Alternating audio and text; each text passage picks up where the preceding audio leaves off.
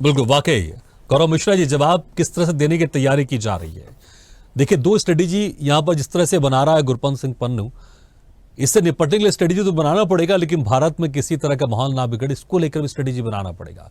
और नेताओं को भी संयम बरतने की आवश्यकता नहीं। तो हम देखते हैं अक्सर कई सारे मुद्दों में, चाहे आपकी पार्टी हो किसी की भी पार्टी हो, इस तरह के बयान दे देते हैं उन लोग, इस तरह की बातें कर देते हैं कि सामाजिक जो ताना बाना है वो थोड़ा सा बिखर सा जाता है।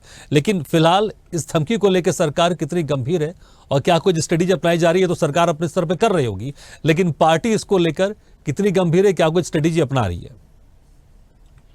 भगीरथ जी, देखिए, ये पन्नू की जो धमकी है, पन्नू लश्कर खालसा यानी आईएसआई का एक संगठन जो पंजाब के अंदर आतंकवाद को फैलाने के लिए बना, और कनाडा और सीआईए, ये तीनों का अवैध संतान है ये। और ये बाहर से बैठ करके भारत को धमकी देता है। लेकिन अब उसको समझ में आ गया है कि ये वो भारत है जो डोजियर नहीं देता है, वो जवाब देता है दूसरे देशों में जाकर के। और खड़ा होकर के पन्नू अगर चिल्ला रहा है तो उसका मर्म वो भुगत रहा है, क्योंकि इसने इंग्लैंड में, यूके में भारत के कॉन्सुलेट के ऊपर भारत के झंडे के साथ छेड़खानी की, ऑस्ट्रेलिया में स्वामीनारायण मंदिर पर हमला कराया, ग्रेनेड से कनाडा के अंदर कॉन्सुलेट के ऊपर हमला कराया। तो हम इसकी किसी धमकी को साधारण नहीं लेते, हल्के में नहीं लेते, क्योंकि इसके पीछे बड़ी एजेंसियों का हाथ है। वहीं भारत के अंदर जो ताने बाने की बात हो रही है, सिख जो है वो भारत की आत्मा है, हिंदुओं और सनातन का मुकुट है, निहंगों ने राम मंदिर के लिए बलिदान दिया है, हम कैसे उसको भुला सकते हैं? और ये भारत में अब इस तरह का विषपान नहीं चलेगा। ठीक उसी प्रकार जैसे केजरीवाल ने अपने चुनावी राजनीति के लिए, कुत्सित राजनीति के लिए इन्हीं खालिस्तानियों का समर्थन लिया, इनको फीस पे किया। अब वो फीस पे करने का भी मौका भारत के अंदर किसी को नहीं मिलेगा।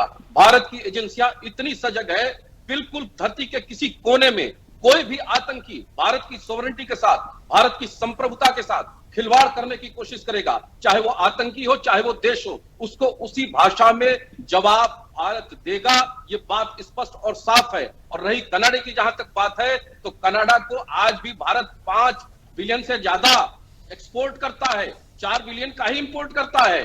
और भारत 5वीं अर्थव्यवस्था है, 9वीं अर्थव्यवस्था कनाडा है। ये आंख में चुभता है ऐसे लोगों को, ऐसे देशों को। भारत बढ़ते हुए भारत को, ताकतवर बनते हुए भारत को अस्थिर करना चाहते हैं, भारत के अंदर असंतोष पैदा करना चाहते हैं।